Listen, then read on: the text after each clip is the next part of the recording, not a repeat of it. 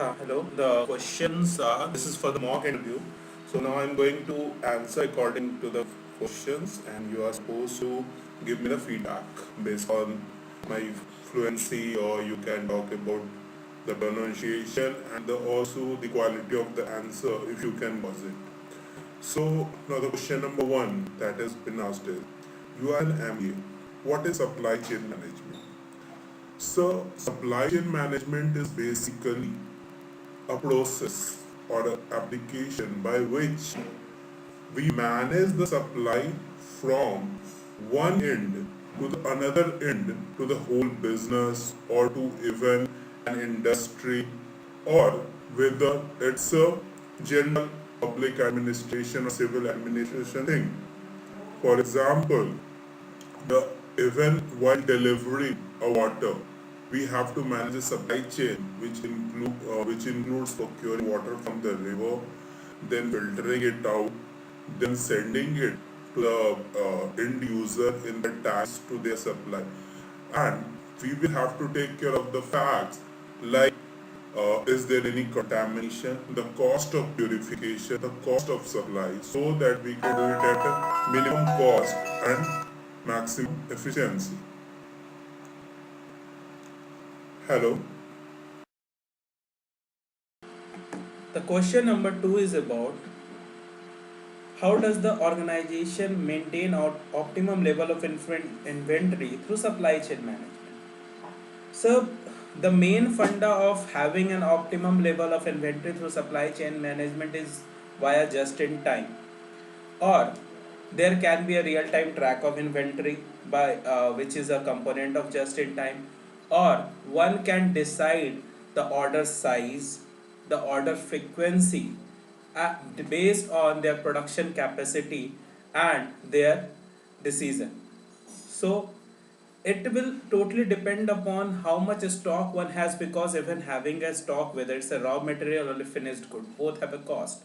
So that is why one decide on the optimum level using the various optimization program in Excel also, like solver etc. Why did the Indian stock market fell recently? Recently, after the announcement of tapering of quantitative easing by USA, there was a huge outflow of FII from India, and that led to both depreciation of the currency and fall in the stock market. So, which is better, FD or FII?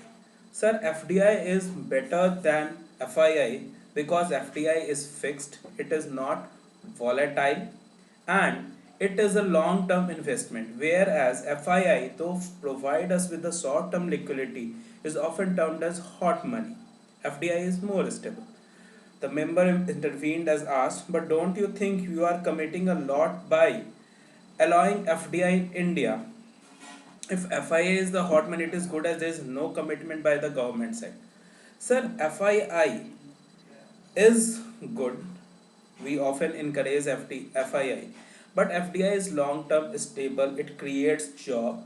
It creates the trust in the environment of India, which means that there will be a huge inflow of FII along with it also, and it is a great reserve of re- reducing our current account deficit. FDI is a mean by which our current account deficit decreases. So that's why it is better to have FDI. And we are not committing a lot by allowing FDI in India simply because for sustaining our growth rate of 8%, we need FDI. But China has been growing faster than India. So China has been growing faster than India due to multiple reasons, which includes its competitive advantage when it comes to the labor cost, when it comes to the material cost, and also having certain advantage in going along with the liberalization policy comparatively earlier than India. Then the member said that it started early was not the early reason, as it has got to do with the Chinese policy also. Yes, Chinese policy also. China has in fact has often invested a lot in FDI. They can be, they are often said to be communist by political outlook but democratic when it comes to its economic policy. Okay, what is greenfield investment and brownfield investment? So when we are creating something new, it is called greenfield investment, and if we are reinventing or investing something in already existing, then it is called brownfield investment. What is the difference between merger and acquisition? Sorry, sir. The merger means A takes B but and remains B.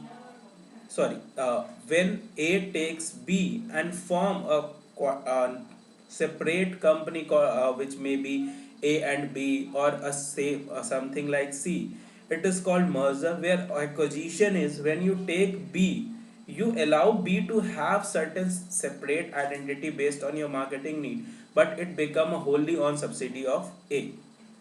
Okay. Then member 3 asks, you have defined supply chain and main management of business or public policy. What is the supply chain management in education? So supply chain management in education will lead to procurement of a student, providing them with the education, working on the teacher, working on the technology driven education, creating the need of let us say, like for example Akash tablet lately, uh, training the teachers. And so basically all this will form the component of supply chain management in education. SM in education, by which the school act as a raw material. Okay, so the problem now, the question is, SEM is education by which the school act as raw material source for college, and the college student act as a raw material or input for higher institute. What is the problem with higher education in India? Sir, our contribution in the education as a percentage of GDP is merely around 1.3%. We invest very less in research and development.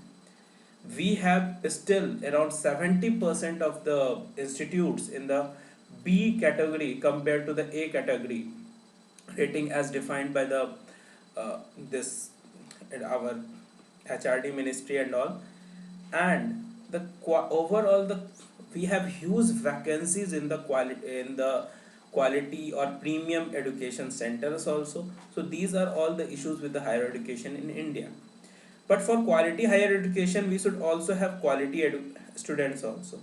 Sir, we do have a quality student. In fact, the success in the JEE exams like joint entrance examination and even UPSC civil services, where the cream of the country fight for the top slot, is an example that we have quality at base of student. But considering the number of students we have, we do not have enough institute. What is the enrollment rate in the primary level in India? Sir, I don't have exact figure. What is the enrollment rate at the higher education level? Sir, I have no idea about that. I'm sorry, sir.